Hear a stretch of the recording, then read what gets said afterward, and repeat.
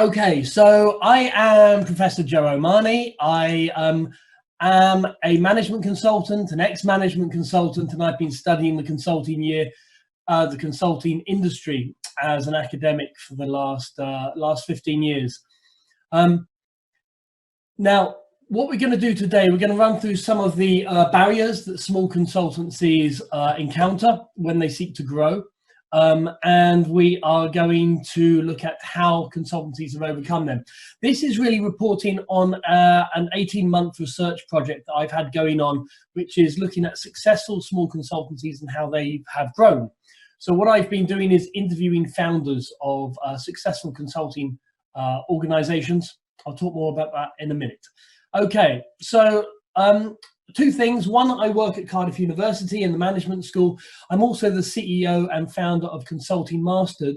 We've got a couple of our directors. Consulting Mastered helps small consultancies grow and helps consultants succeed. We've got a couple of the directors on the call. They might chip in to answer some questions later. We've got Simon, who is an expert in strategy consultancy, Simon Haslam, and also is an expert on consulting skills. And we've got Martin, who is also on the call, who is an expert especially in digital marketing for consulting firms. So we've kind of got a good gamut of skills there, and I hope to draw on those later when we answer some of your questions. Okay, let's just check that the chat is open. Yes, it seems to be. Okay, so if you've got any questions, put them in the chat. I will deal with them later. If I don't have a chance to deal with them, because we've got 75 people in the room now, if we don't get a chance to deal with all your questions, I've set up a Facebook group. So if you go to Facebook and type in Consulting Mastered Growth, or simply follow the link that I've got there, I thought it would be a great opportunity because there's so many of us interested in growing small consulting firms successfully. There's so little decent support out there. I thought it'd be useful to have a Facebook group where we could help each other, discuss things, and also I could get back to many of you with the questions that I don't answer. So that's the link. The agenda, I've got the research bit that I would like to, just one slide. I've got the 5 barriers to growth and some solutions. I'll be talking quite fast. Apologies if that's an issue. You can always listen to the recording of this slower if you wish. And then I've also got the academic bit. I realise there's a few academics on the call who might be interested in that. But I won't blame you if you. It's only one slide, but I won't blame you if you disappear before that. Okay, so first of the research bit, it was quite embarrassing to me. You know, being a self-styled, I guess, expert in the management consulting industry, when a lot of my friends who I left in corporate consulting, they went up the ranks, bumped up against partner, and then left to start up their own firms, and then came to me a few years later, this was kind of in 2010, and said, okay, Joe, what's the best text to read if I want to grow my consulting firm, as opposed to simply start a consulting firm? And there's nothing out there. I mean, there still is nothing decent out there. And that's a big problem. There's 1 million small consultancies in North America and Western Europe, and you can probably double that for the rest of the world. There's lots of stories of how I did it. But as you know, how I did it doth butter no parsnips, because you can't generalize from a case of one, and contexts are very different. A lot of these "this is how I did it" stories were 10 or 20 years old sometimes, and are virtually no use now, especially as digital has completely transformed the consulting industry, especially over the last 10 years. So I started this research project. Well, I guess I've been helping small consultancies grow on an informal basis. Friends of mine for the last 10, 15 years. I started it as a formal research project 18 months ago. And I have been, this is the methodology, I've interviewed 50 founders who grew and sold their consulting firms within 15 years. I also, as a comparison, interviewed 30 consultancy founders that tried to do this and failed. The stats in terms of where they were when they sold, this is the successful ones. Typically, you're talking average margins of 20 to 30%, annual growth rates of 25%, time to sale, average 12 years, although my maximum there was 15 years. One consultancy did it in 5 years. Sale price typically around 10 million, but that's slightly skewed because the maximum is 350 million. Typically, once you get to the £5 million or $5 million mark, you can start looking. That's kind of the minimum level if you want to sell your firm. I realise that consultancy firms that sold is a very narrow benchmark of success, but we can discuss that another time. My analysis was around what do successful firms mostly do that unsuccessful firms mostly don't. And these are the, I'll go through the 5 things that stood out. There are more, but I've only got an hour to talk, so I want to focus. There will be a book coming out on this next year in April.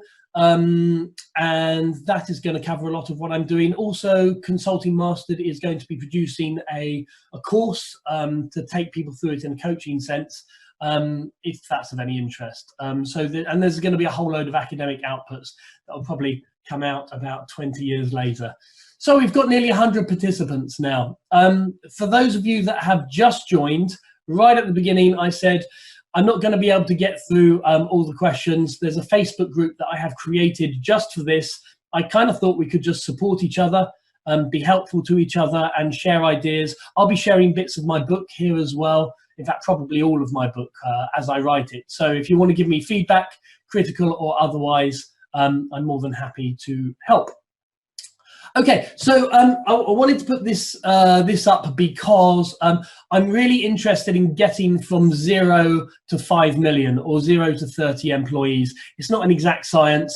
What I'm not doing, there are some lessons that I'll be talking about here that do help consultancies go from 5 million to 50 million. But really, if you're talking about inflection points, the $5 million mark is, or 5 to 10 million is kind of crucial. It's when things change significantly.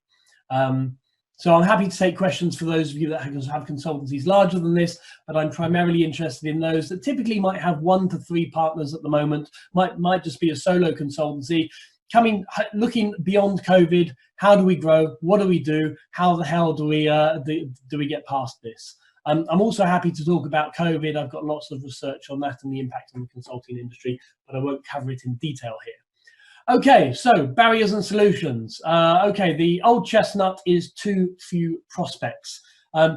This is obviously, if you want to grow, consulting is a demand-led industry. You're not going to get anywhere if you don't have clients. Several things help. Number 1, quality thought leadership. A lot of people do what they call thought leadership, but very little of it is quality. What do I mean by quality? Number 1, it's unique, or at least relatively unique to that sector. Number 2, it's actionable. So it leads to the clients doing something. And number 3, there's a call to action at the end of it. If you want to know more, then contact this person or read our report or give me a ring. I'm happy to have a one-to-one. Number 2, narrow niche and wide funnel. We'll talk about niches in a minute. The internet seems to be obsessed with niches.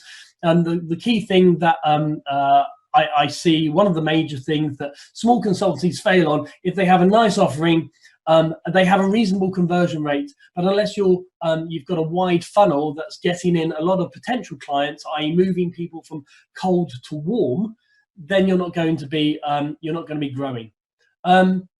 Number 3, systematic use of LinkedIn. LinkedIn is a massive resource. You are probably on it. Probably only 20% of you are using it systematically. There is loads of good software that can help you with this, that can automate it. And as I will explain in a minute, you should have a digital architecture. And that sounds like a scary phrase, but it's not. If I can do it, any of you can do it. So that will support your use of LinkedIn. And this certainly doesn't mean subscribing to the LinkedIn Sales Navigator, but it does mean looking more strategically at how you use LinkedIn, especially with thought leadership. A structured approach to testimonials is something that virtually all the highly successful consultancies did. This doesn't mean just asking them to fill out a form when you do the project review, and I'm assuming you do the project review. It means getting the right testimonial, coaching them, and ideally getting a video that you can put on your website, and then using that testimonial to link to proposals that you put in. I realize I'm going through things quite quickly. I'm more than happy to go through things in a lot more detail when we get to questions. So this is one example of what I mean by a systematic use of a digital architecture.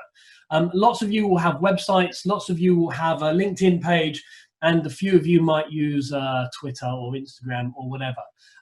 However, if these things are disparate, if these things do not link to your CRM system in an automated way, you're not keeping your warm clients or your potential clients warm. They'll be going from cold to warm, then to cold again, and in the meantime, somebody else will be going from warm to hot. So at the center of all of this is a decent CRM system through which you can automate emails and manage calls and manage the touch. And that includes not just the potential clients, your leads, but also the clients that you're working with at that moment. As you grow, you'll find your ability as a founder or CEO to keep in contact with all of the senior leads or senior project leaders is stretched. If you can automate some of that, if you can get your thought leadership out, if you can send them useful information that they can touch base with, it keeps you at the forefront of their mind. And all of you know that consultancy has got more and more competitive, and so you're not just trying to keep them happy, you're trying to draw a barrier. You're trying to get you in the forefront of the client's mind when they are making decisions about future work. So that's just one example. I'm not saying you need to do this, but you need to think systematically about this. Our expert on this is Martin, and he'll be happy to answer questions on that later. Strong narrative and messaging. As somebody that has bought a lot of consultancy in the past, I and I'm sure many of you know that when you put out a request for information or request for proposal, you get 100 bids that look exactly the same. So having a strong narrative about what you offer uniquely and messaging that in terms of the value to the client is absolutely crucial. Most people think they do it, but with those consultancies that I coach, actually when you look at their messaging, they miss it. You get some very bright people, very often coming from large companies, the big four, who just haven't had to do this type of thing before. And so they've got a great mind, they've got a great services, but their messaging missed the mark. They don't frame it in terms of value to the clients and the problem that they solve, and therefore they don't get anywhere with it. And that always surprises them. It may surprise some of you. Okay. I'm just going to pause for a second to make sure. I can't see chat, and that bothers me a little bit. I just want to make sure that there is a chat function going on. I'm not sure. Okay, let me have a look. I will make Martin a co-host, and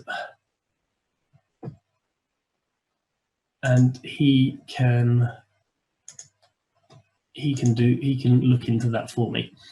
Okay, so sorry about that, little interlude. Okay, second thing, too much competition. One of the big trends in consultancy over the last 20 years is that it has got incredibly competitive. And that was even before COVID happened. When I did a research project talking to the big consultancies about this, it said it was their #1 headache. There we go, we have chat, fantastic, good, thank you. Okay, too much competition, what do we do about this? #1, niche.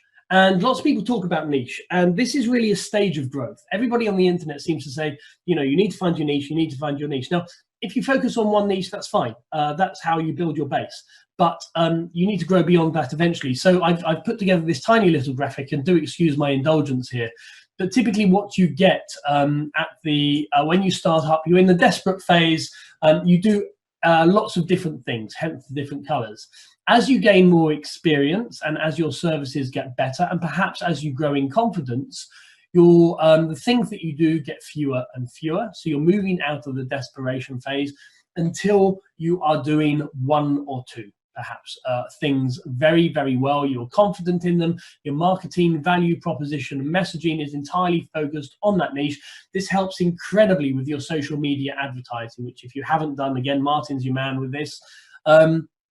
And then from that base, you grow. I interviewed a highly successful consulting founder who ended up selling his firm for $350 million, I think, after 8 years. Now, he did get venture capital very early on, but it's quite remarkable. And he said, and I agree completely, you need to get small in order to grow. And this is what he meant, I believe. And so from this point, you grow. You move into aligned services or aligned markets. And this is really your period of growth. And don't get me wrong, you don't have to stick by this. But very often people have their niche and they have something on the side. I don't know if Deborah is here, but Deborah has always had called Chameleon Consulting, always had a brilliant core proposition around change and leadership and coaching, but on the side has got this fantastic product around wine tasting and personality testing. Fantastic. Look up Chameleon Consulting if you're interested. And she's always kept that on the side. So she's got her niche, but she's got this revenue generator as well. So you can get too obsessive with the niche, but you do need to grow out of it afterwards. And that's what successful consultancies do. Number two, and I've talked about this just a second ago, building your unique value proposition. What do you do that nobody else does that allows you to provide value for the client? A lot of people think their value proposition is their services, and it is not. Your services support your value propositions. Your value propositions are the things that you do to solve client problems, and you explain it in that way. And many of your services might address one of those, or might address two of them, or might even address three of them, hence the diagram that I've created here. Unless you explain that to your client, I'm guessing most of you know this and are doing this, so I don't want to teach my grandmother to suck eggs. Again, lots of very able consultants get it wrong because, there's very little out them to help them do this. Continuous service improvement. Now, this is absolutely crucial in my view and hasn't really been talked about much in the literature. And in fact, the closest thing I can find on it is, total quality management 20 years ago. And this is the idea that you really compete in two markets as a consultant. You compete in the client market and you compete in the people market. So you want to get the best people for your firm and you want to get the best clients for your firm. Now, unless you are, you come to market with your services, fine. But eventually, even if you're the only consultant offering those services, people will imitate you. And the only thing that gives you advantage is your ability to continuously improve, is to capture the knowledge, improve it, and reflect that in higher delivery quality for your client. And that's not just an idea, that's a system that you need to implement that will allow you to improve the value of your services and therefore keep out the competition. I hope that makes sense. Happy to talk about it later. And that's absolutely crucial because you are, by doing this, you are improving the value of your firm. You're improving the value of your firm to clients, and you're also improving the value of it to a potential buyer. And that's absolutely crucial. Barriers to entry. Now, all of us know that to be a consultant, at least in the vast majority of Western society, you just put your hand up and say, I'm a consultant. There are no compulsory qualifications, although that might change over the next couple of years. However, a lot of the very successful consultancies that I interviewed, the founders went out to create barriers to entry. In the words of one of the founders, who's highly successful, he said, "Why would you do change management or branding for an ice cream factory, ice cream organization, when anyone can tell you what a good brand or a bad brand or a good advert or a bad advert for an ice cream is?"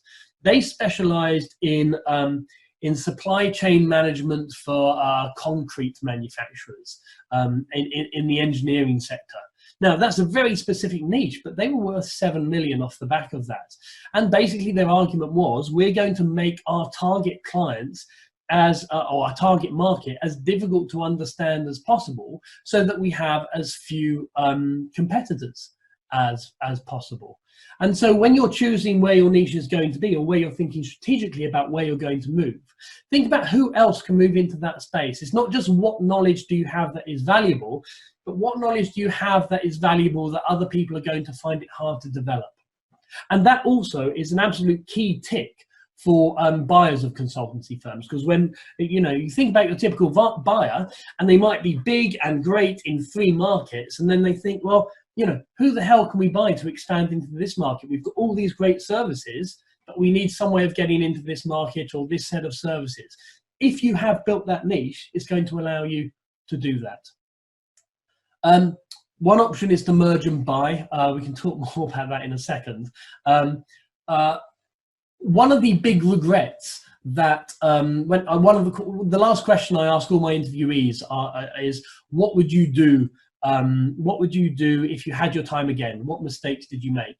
And a good third of them say the same thing, which is that they wish they had borrowed or got private equity or venture capital or whatever, or bought in a new partner earlier, because that allows you to expand faster. Growing organically is fine. I would say that 80% of those that the successful interviewees, grew organically without debt, and they were quite proud of this. Well, we didn't have debt. But in every other part of your life, or generally, you borrow to get a big house and then you pay it off over time, or you borrow to make an investment, and ideally the investment will pay off at a fast time. Now, debt is relatively cheap now at the moment, and there's a lot of venture capital out there. They're sitting, I read the other day, they're sitting on, I think it was $3.1 trillion of unspent money, simply because the economy's been in such a bad way for such a long time. So the trouble is that this it's a nice problem to have, but very often they don't want to invest less than 10 million because it's not worth their time. So you need to get to a certain size before you can get that money. But there's also other ways of getting funding in order to grow faster. Okay, so your prices are too low. Common problem. Now, this I find really frustrating, because on that internet, there are a lot of there's a lot of improbably young experts in the consulting industry who want to sell programs which are primarily online for several £1,000s, that in effect show you how to do a funnel. And one of the things they say is, well, hey, put your prices up. And their big argument around this is people don't have the confidence to put their prices up. But anyone that's run a small consultancy knows that if you put your prices up, you're going to lose some of your clients. And any of you that go through procurement know that price, especially in the public sector, is going to be around 50% of the tender weighting when it comes to scoring the tenders. So it's not as simple as the 20-year-olds make out on the internet. So what do you do here? So number one is going back to what I said before around continuous service improvement. When I asked pretty much all the interviewees what their primary metric was, I was thinking they were going to talk around margins or revenues or revenue per project or utilization rates. None of them did. All of them said something around the quality of the service they provided and the delight of the customer. And I thought that was quite refreshing. And now I'm guessing that actually in small firms, this is quite common.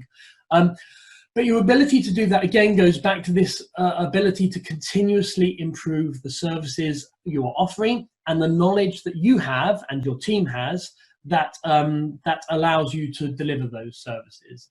And so many consultants that I have spoken to and that have been unsuccessful think that getting a badged qualification is the same as improving quality. Sometimes it is, don't get me wrong, but a lot of it is around opening your mind, reading things, speaking to people, experimenting sometimes, then capturing that experiment, bringing the knowledge in-house and using it and sharing it in an effective way. This of course is the basis of leverage and utilization that I will speak about later.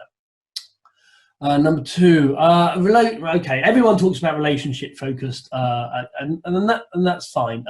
But the key thing is it allows you to minimize procurement. I'm not going to talk about that in any detail.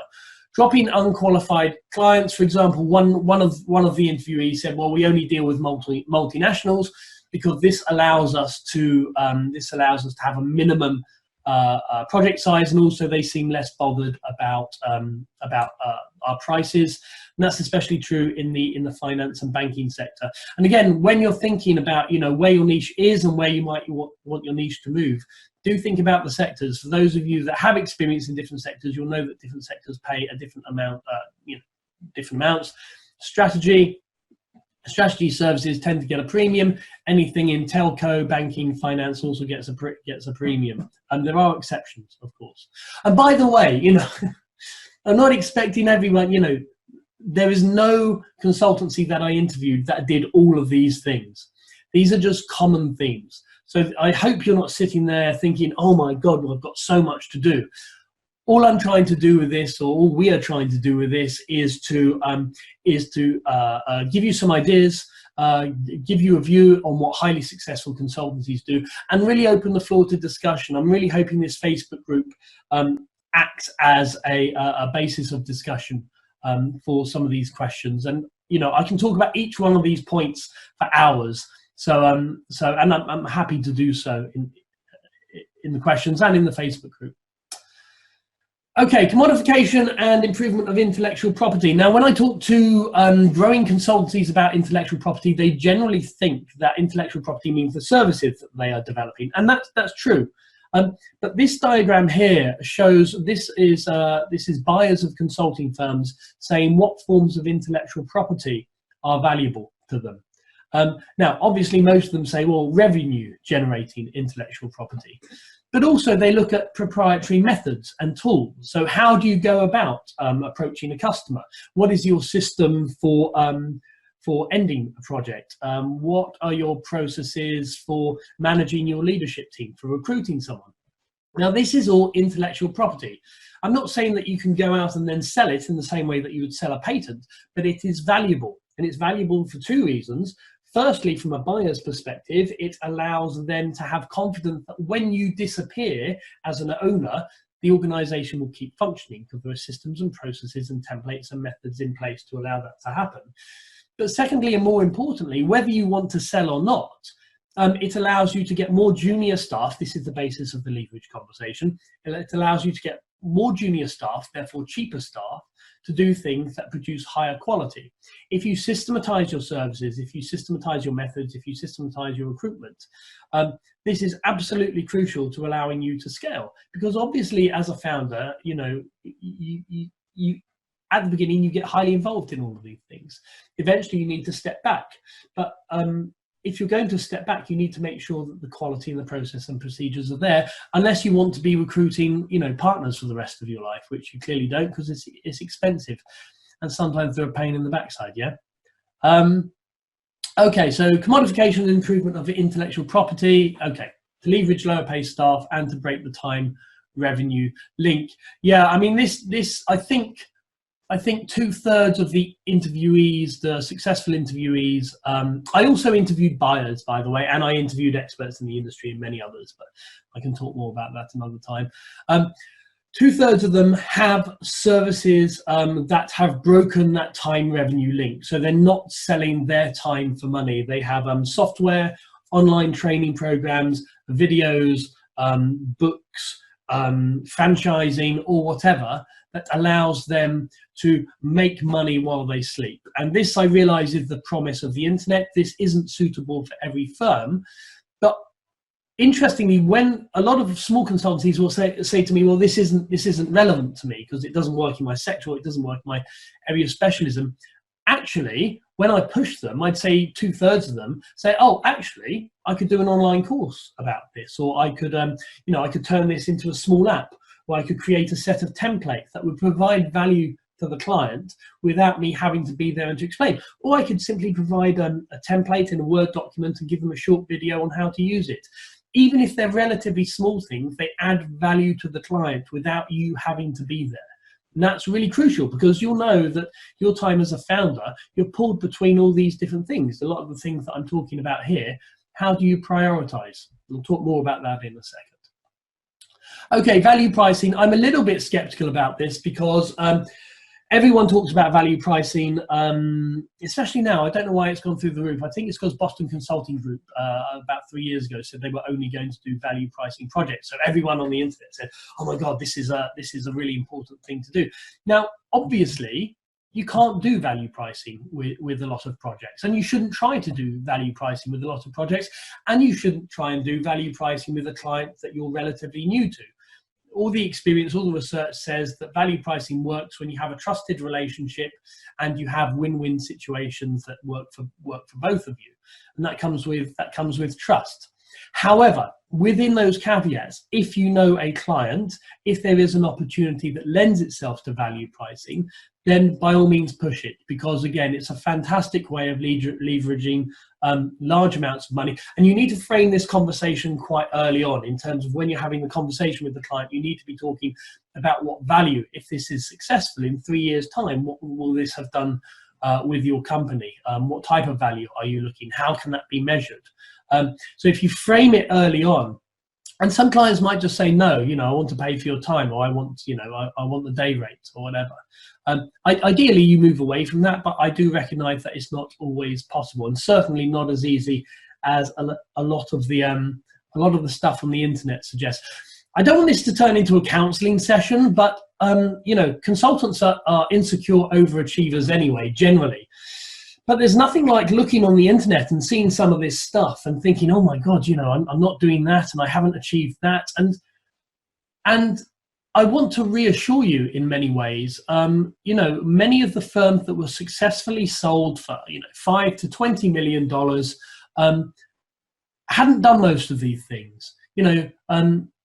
A real range. I spoke to, a group of incredibly bright, spotty IT geeks who did some management consultancy in artificial intelligence. They were in huge demand. They didn't have any processes and procedures. They really didn't have many management structures, but the buyer wanted them. So they sold very quickly on the basis of their expertise. I've spoken to, I don't want to go through the failings of the people that I interviewed, because they were very successful. But they didn't do a lot of the things that, they didn't do all of this stuff. And they certainly didn't do all the things that people on the internet say are absolutely crucial, and, the 5 simple mistakes that people are making. So have confidence in yourself, have confidence in your vision, because it makes a lot of difference. By the way, I haven't done slides on mindset and leadership and strategy here, because I'm focusing on the problem. There are implications in what I'm saying about mindset and skills and strategy and all the rest of it. But I didn't want to bombard you with too much. There are going to be chapters of this in the book, and I'll put them on the Facebook group. But I'm focusing here on the barriers to growth. I've spoken to some, I won't go any further on the weaknesses of those I interviewed, because they were incredibly kind to give me as much of their time as they did. Okay, costs.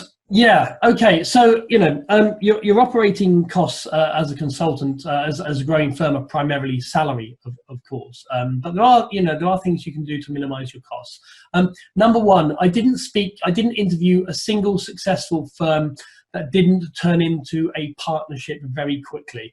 I have found myself, having started 3 firms now, that getting able partners in very early that fit my values and fits the culture that I would like to develop, to be absolutely crucial. And it's not just because you have a leadership team that has different strengths, and I think Consulting Mastered is a very good example of this, but it's also because there's opportunity, there's economies of scale and economies of scope that can be achieved by having a partnership. Because all those back office systems, the costs can be shared, and you come to better decisions when you bounce things off against people. And and you know, I very often interviewed the whole partnership team at the successful firm, and you get very different people, and that was a strength, because it allows you to see things in different ways and make better decisions. So number one, having a partnership. And also, let's face it, consultancy is a really lonely profession. If you're a solo consultant at the moment, it's hard. If you've got someone to bounce ideas against, someone to moan to, and also someone to take over when you're feeling exhausted, it's absolutely crucial. Okay, effective leverage management. So this is for when you start to get a bit bigger, when you've got 10 to 15 to 20 staff. You will find that your organization, your leverage ratio in your organization, you will think should be this shape, and the types of projects that you need should be this shape. And by saying this shape, I mean a certain amount of senior people to a certain amount of junior people. But if you manage that badly, if the projects are this shaped, or your organization is this shaped and your projects are this shaped, then you're going to have low quality output because you're going to have too many junior staff. If your organization is this shape and your projects are this shape, you're going to have too many senior people, and therefore your costs are going to be a lot higher. So managing your projects well in terms of leverage and utilization is absolutely crucial. And that's partly, you know, hiring sensibly, but it's also being careful about how you craft the projects that you are designing with your clients. Again, happy to talk about that later. Outsource admin and back office. You can spend your life just doing social media. There's wonderful websites called Fiverr, Amazon Turk, things like that. When I was and am looking for potential clients, I source them through paying somebody on Fiverr to trawl LinkedIn, trawl the internet, find the targets that I want. Of course, I've got my own relationships on top of that. But there is so much. Once you start to think, I have these repetitive tasks, or even, you know, highly skilled tasks, you can pay somebody in the Philippines, you know, a quarter of what you would pay someone here, and they do a much better job, in my view. It takes a bit of hunting. Again, happy to talk more about that later.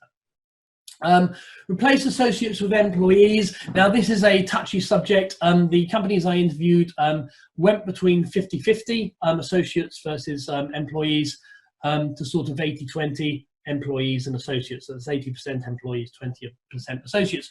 Obviously, you need some associates so that when the economy shrinks or a big client drops you, you've got space to increase, or you've got space to decrease in size. However, firstly, associates are expensive, and secondly, they're very hard to embed in your culture. And I realize many of you will be part of an associate network, and that is crucial and important, and I would encourage you to do that. But as you grow, you need to think more strategically about your costs, where that knowledge asset is going. So remember, I talked about continuous knowledge improvement or continuous service improvement. Where is that knowledge going? Is it going in outside your firm, or is it coming back inside your firm? And your ability to capture that is really important. And, you know, obviously being sensible in how you use associates as you grow. Now, obviously, you know, there's going to be a lot of highly skilled people out there who aren't going to want to come and work with you because they're ex-McKinsey, or they're making a lot of money as an associate, or whatever. Your ability to train people up, so get people in at a relatively low cost, get good graduates in, train them up in your processes and procedures that you will have created, allows you to take in relatively low paid people, train them up so that they're providing higher quality, and provide them with system processes and templates so that the quality is even higher. It may not be the same as having somebody that's got 20 years, but remember, you've got a long-term view here. If you're thinking of starting up and then selling your company, you should really be thinking about a minimum of 10 years. I will crack on. What's the time? How are we doing? Not bad. Okay, good. Okay. Early investment, I talked about that earlier. I won't talk about it now. I'm not saying that everyone should have early investment in order to grow, but certainly think about it strategically as a possibility. Don't think there is something to be proud of, especially in this day and age. You know, a lot of people said to me, well, you know, I've never taken on any debt, or I never had to go into my overdraft, or whatever. In order to grow successfully, you need to take risks. I found it absolutely heartbreaking when interviewing the unsuccessful consultancy, i.e. Unsuccessful consultancies, i.e. those that wanted to grow and attempted it and failed, or grew a little bit and then collapsed back in on themselves. And a lot of it was down to their appetite for risk. You need to be a bit of a risk taker to be an entrepreneur, and you're not going to grow unless you have that entrepreneurial mindset. Now, you can develop that in terms of managing your attitudes to risk. And I'm not saying that, therefore you need to look for investment. But if the opportunity arises, if you are in a growth market, if you find a niche that's where demand vastly outstrips supply, then look for investment. Because within 3 years, other people will have moved in and taken that. I interviewed one small consultancy that got into the management side of cybersecurity and the strategy side of cybersecurity 20 years ago. And the guy was proud because he had a company of 20. Now, had he taken risks, he would have had a company of 400 and would have sold it a long time ago, would have been out of the earn-out period and would be on a yacht. And I don't mean that to denigrate him at all, because some people don't want to grow their consultancy, and that is absolutely fine. If it's a lifestyle choice, it's fine. If you don't like managing people, which I don't, that's fine. However, most of you are on this call because you want to grow your consultancy in some way. So I'm hoping that point takes root. Okay, failures to sustain growth. Now, a lot of the unsuccessful, and I use inverted commas with that because it's unsuccessful in a very specific way, consultancies did start to grow and then they collapsed. And they collapsed back in on themselves, or they ended up losing all the intellectual property and experience and then joining a client or going off to do something completely different. And very often they were happier because of that. However, there were common reasons for why growth wasn't sustainable. Number one, they failed to become the boss. That distinction between doing the work and leading the work are very different things. Thinking about your company strategically in terms of what systems and processes should I have, what's my vision, what's my strategy, what does my architecture look like, what does my business architecture look like, how are we measuring success? These are all things that the boss needs to do. Now, if you don't want to be the boss, it's not the end of the world. If you've got a set of partners, then you bring in a partner that wants to be the boss. One of the happiest consultants I met was somebody that had a very large company, but knew that she didn't want to be the boss. So she has focused on thought leadership and service development, and she's brought in a partner who is now the boss and manages it successfully. However, my point is that somebody needs to be the boss and to set time aside for doing the boss stuff. Number two, recruit slowly and right. Developing your culture, and this is my third point actually, developing your culture is absolutely crucial. And this was one of my big surprises in these interviews. Why would someone come and work for you when they could go and work for McKinsey? And you might say, well, I'm not interested in people that want to go and work for McKinsey. Well, you should be, because they're the brightest and most able and most ambitious, and they will do your company a lot of good. You don't want to be getting to the bottom of the barrel when it comes to recruitment. Now, all of these consultancies that grew had this problem. They all had the problem of, how do we recruit great people when we don't have a brand? And the answer to that is culture.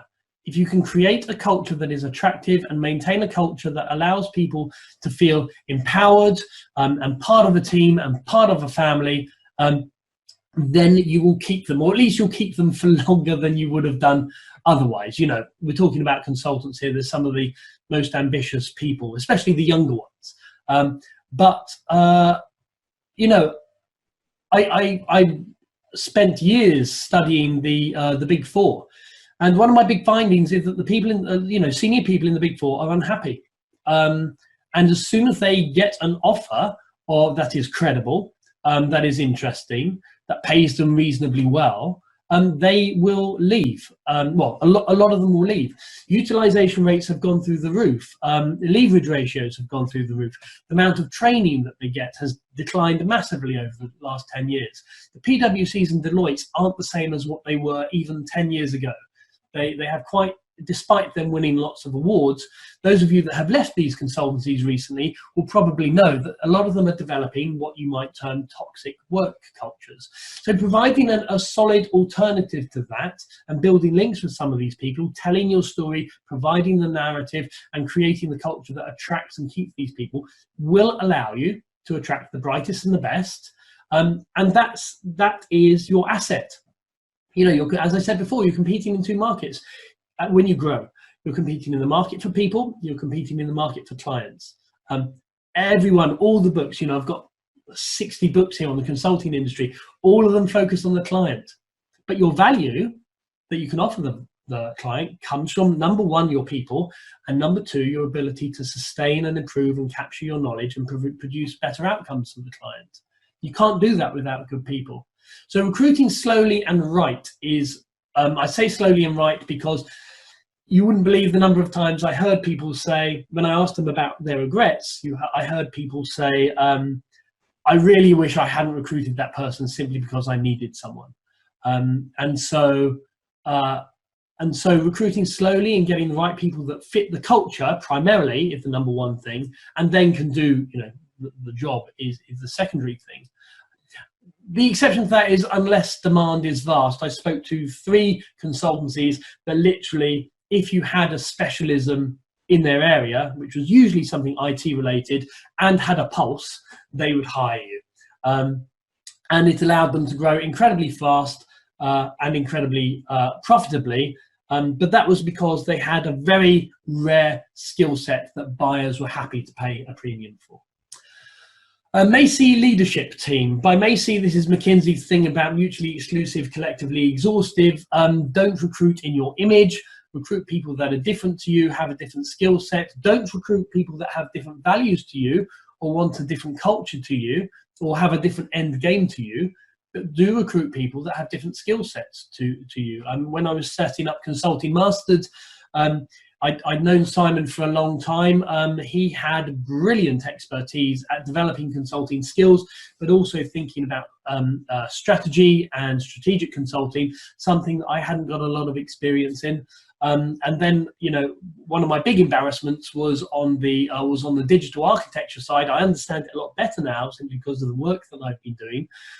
But then we met Martin, and Martin is, you know, he is the Jedi at this for consulting firms.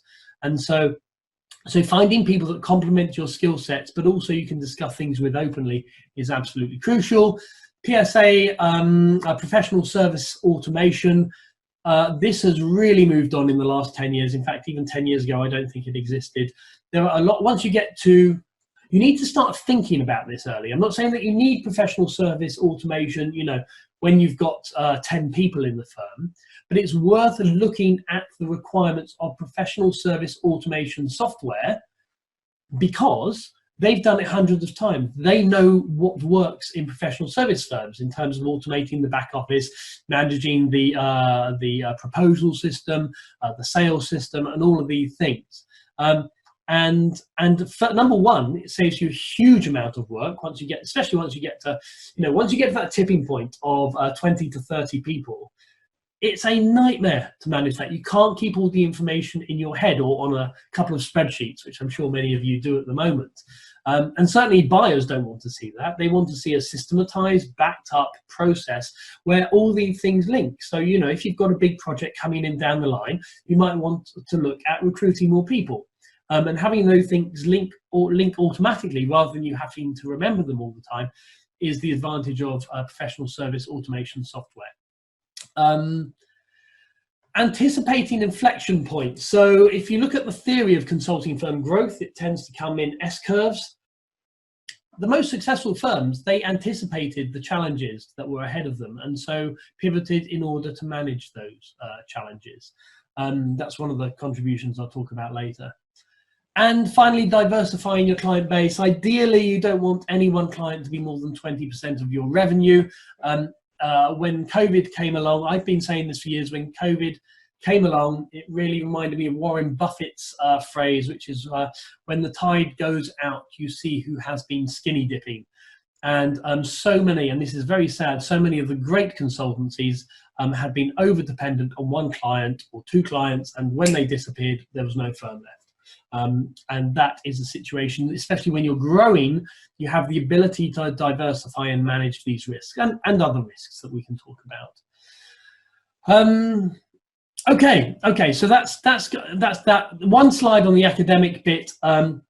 So if you look at the academic literature on small firm growth, they make several assumptions. Number one, S-curve growth is due to governance crises. Number two, HR is crucial to successful firm growth. This is an old Meister one. Number three, there are three types of consulting firms and they all do things differently. And number four, growth is driven by the need to keep people. Now, I have found that none of these were true of the consulting firms that I went into. That I've said before, they anticipated growth crises and governance crises. HR wasn't crucial. I'm not saying HR principles weren't crucial in terms of building a strong culture and managing people fairly. But even up to, if you look at Alexa, who have just, they decided not to sell. They floated on the stock market instead, raising around $100 million in revenue. They floated on the FTSE. So cool. So I've been quite close to Alexa, and so it's lovely seeing them grow and be so successful. There are loosely three archetypes of professional service firms, but these have slowly merged due to the internet technology and due to the different ways of commodifying knowledge. They've become a lot closer. And growth definitely is not driven by the need to keep people. This is Meister's idea, and I hate criticizing Meister because his work up until 2000 was absolutely fantastic. His argument was that if you've got bright, ambitious people, they want to go up in the organization. If they want to go up in the organization, you've got to grow the organization in order for them to go up. Now, utter nonsense. Clearly doesn't apply in any of the cases that I looked at. Growth was driven by mindset and strategy. In maybe 5 to 10%, people got to a certain point and thought, oh, I could probably sell this. But 90% of cases, people said from the outset, I would really like to sell this, or grow it to a certain point and then sell it. Okay, so I'll send you an email afterwards kind of summarizing this, providing a link to the offline recording. I realize there's probably another 100 people who want a link to the recording. This is the Facebook group that I've created that I think, if you join it, we'll share ideas. I'll answer more of your questions and we can discuss things in private, and everything, confidential, of course. Okay, so I've got time for questions. So what I'm going to do, I'm going to unmute Martin. I'm here, I'm unmuted. Hello, Martin, you've unmuted yourself. How are you, sir? I have the power. I'm very well, thank you. Okay, good. Now, do you have some questions that we need to address? Martin. I do have some questions for you. Good man. Yes, can you hear me? Yes, can hear you. Okay, cool. I'll work backwards so that it's clearer where we started from. Okay. And the first question I have is, do you have to build a business to sell, or can you have a successful lifestyle consulting business? Okay, well, I'm happy for you to answer this, but I will give my own opinion first. Of course, you don't need to grow. A lot of the happiest people I know, in fact, a lot of the happiest people I know aren't in consulting, but a lot of the happiest consultants I know love doing what they're doing. They don't want to grow. They don't want to manage people. They don't want to bother with systems. And that's absolutely fine. However, in my view and my experience, some people think, well, if I'm going to be putting in this effort, why don't I create an asset at the end of the process so that I have the option to sell? So that's the number one thing, is that if I'm going to be doing the work anyway, why don't I at least have the option to sell down the line? The second thing is that if you are going to grow your consulting industry, a lot of the things that I'm talking about are simply good practice. You need good thought leadership. You need good intellectual property. You need good partners and to recruit well. You need to manage your systems and processes and to manage your teams and leverage and utilization and all the rest of it. So whether or not you want to sell at the end of the process is really a moot point. If you want to grow, you should at least be doing some of these things. Now, there are exceptions. There are some things that buyers want you to do. So in the last 2 or 3 years, they will want you to have less investment, show more profit margins, and a few other bits and pieces that I can talk about later. That I would not recommend for a company that was just simply operating and didn't want to sell. However, the vast majority of things buyers want to see, simply good practice if you've got a firm of 10 to 50 people. Is that okay? Martin, have you got anything to add to that?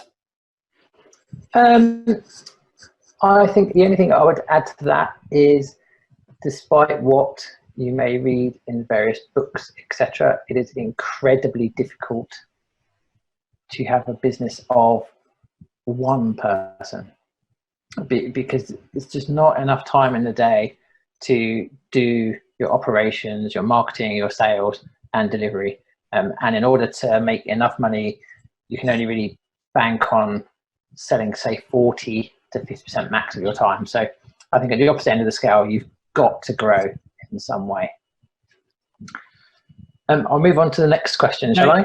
Thank you. Okay, so the question earlier was, do you think that a consultancy that hires a CEO who is not the founder has a greater chance of performing better than when the founder remains the CEO? I have seen no evidence to indicate that that is the case. Once you get to once you get large, as in 50 to 100 to 250 people, then sometimes it makes sense to buy someone in from the outside. But I don't think I saw, certainly with the smaller firms up to 50 employees, I never saw anyone recruited in from the outside. And that's partly to do with the governance structures, because they are the share owners. So if you want to bring someone in, you're obviously going to need to dilute your shareholding. But it's contingent on the personal projects of the founders themselves. If you find yourself in a position where all of you want to leave, or none of you want to be CEO, then there's lots of good people out there who will want to do this, but they'll want a significant chunk of the equity, and they'll want a nice pay salary, because otherwise they could go and work. The type of quality of person that you're talking about is the type of person that could go and work for some of the big, well-branded firms. Yeah, great, thank you. There was lots of conversation when we were talking about brand and culture, and the question was asked, does culture help in building brand, or is it the other way around? And there's various suggested answers, such as culture is what the employees say when decision makers are out of the room, so rather pessimistic. And it is the final analysis that culture and brand are essentially the same thing, or are they different? Okay, so interestingly, there's a lot of research on this, and the research shows that when brand is completely dislocated from the internal culture of the company, you get lower levels of performance.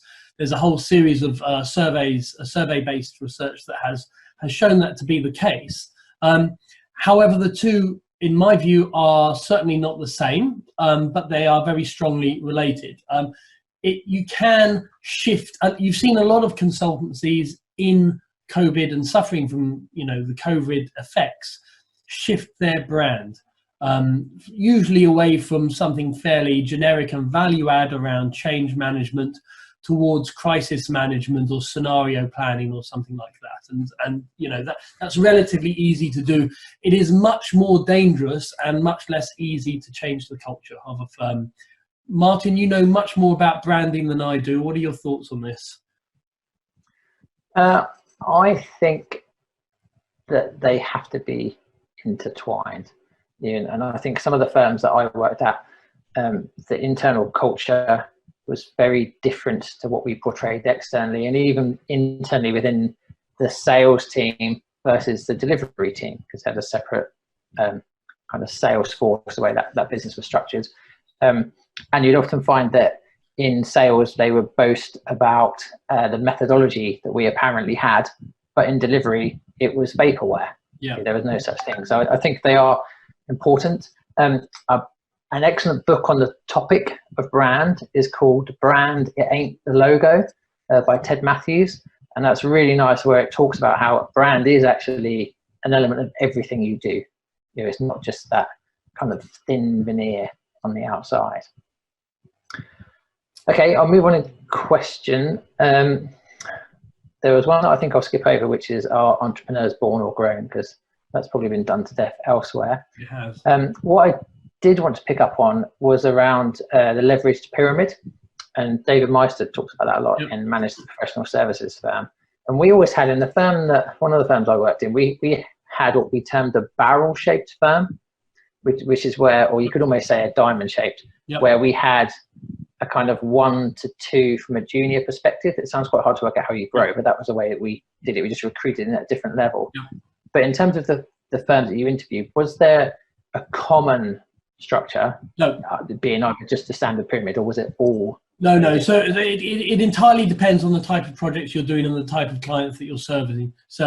I mean, strategy firms tend to have very low leverage ratios, sort of 1 to 6. Even lower sometimes. 1 to 3. That is 1 partner for every 3 consultants. If you're going into a big commodified firm, it might be 1 to 20 or 1 to 30, with the Accentures. So it entirely depends on the value that you provide and what type of company you are.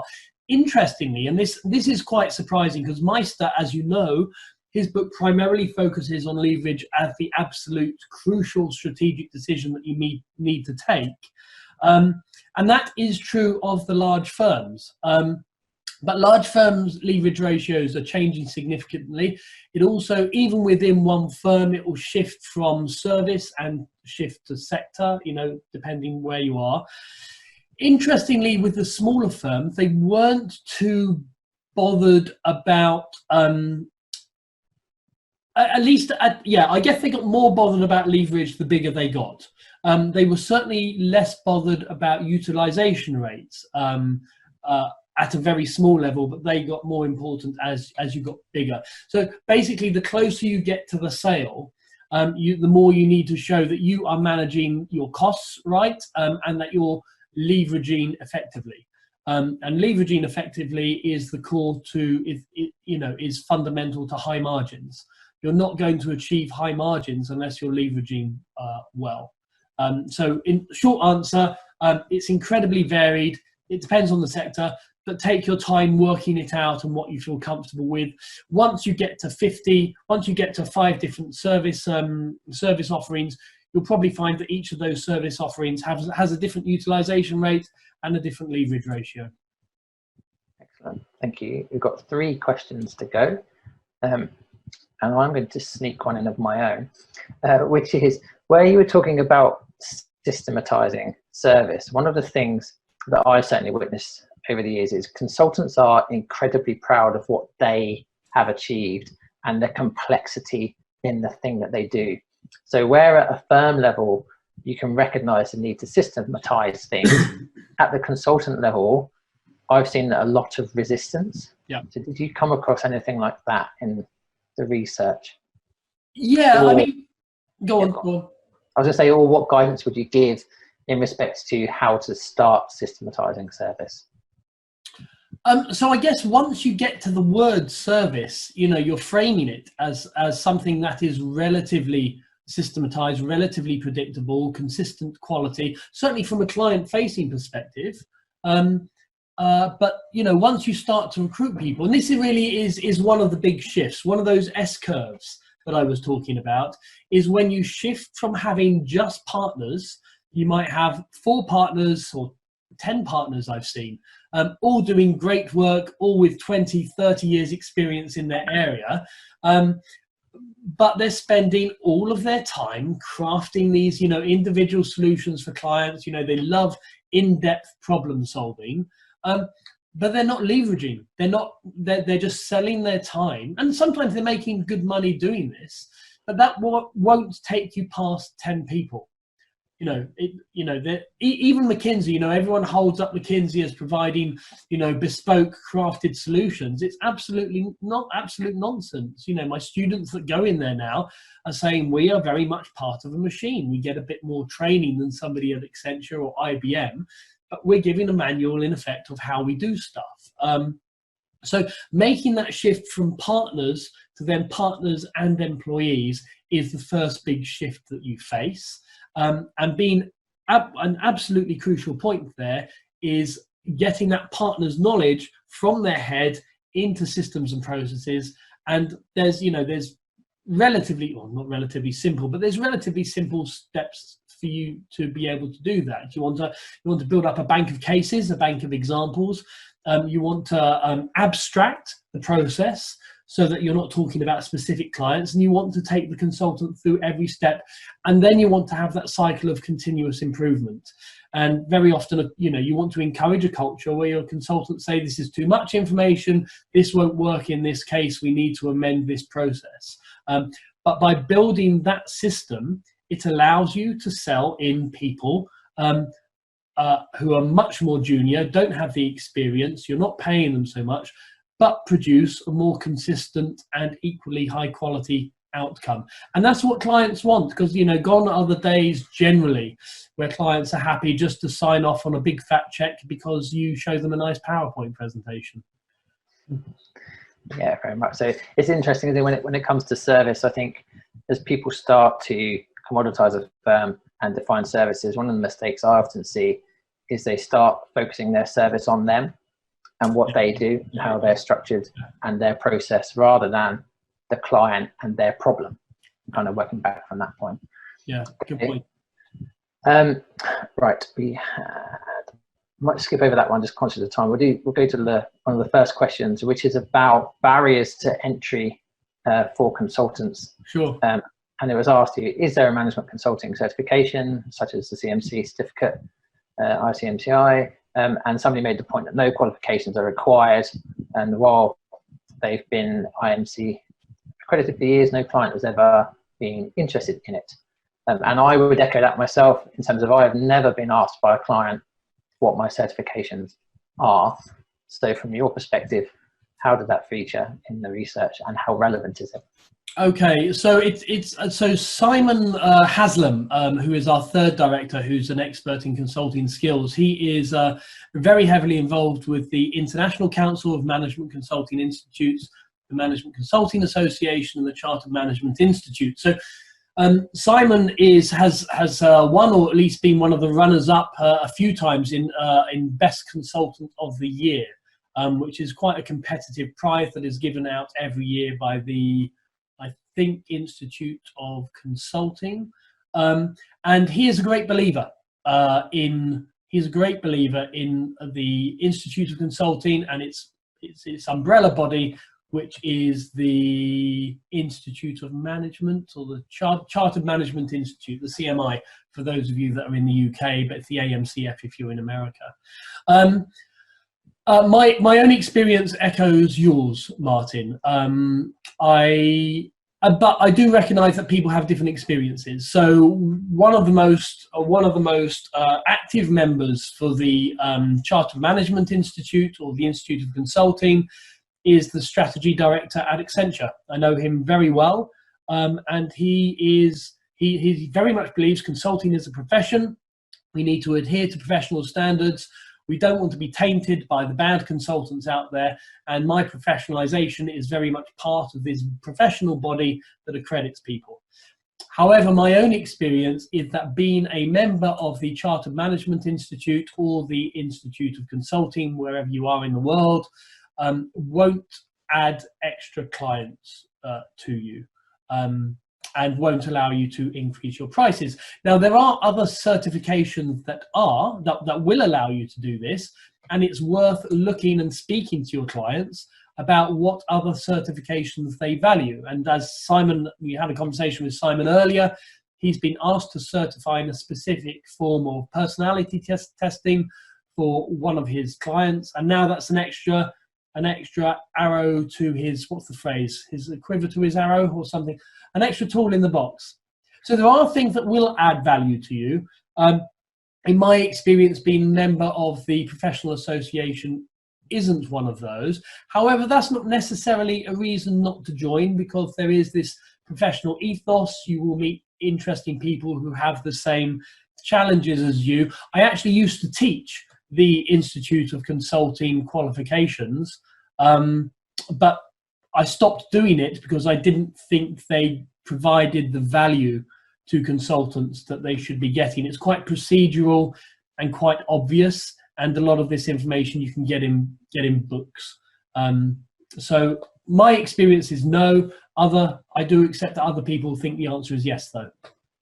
Marvelous, thank you. Yeah, I would just echo your thoughts there, which is it may not necessarily make a difference in terms of your likelihood of winning something, although perhaps to some degree, but perhaps not on increasing your fees. But actually the value is far more than simple fees and win in terms of being professional, networking, so on and so forth.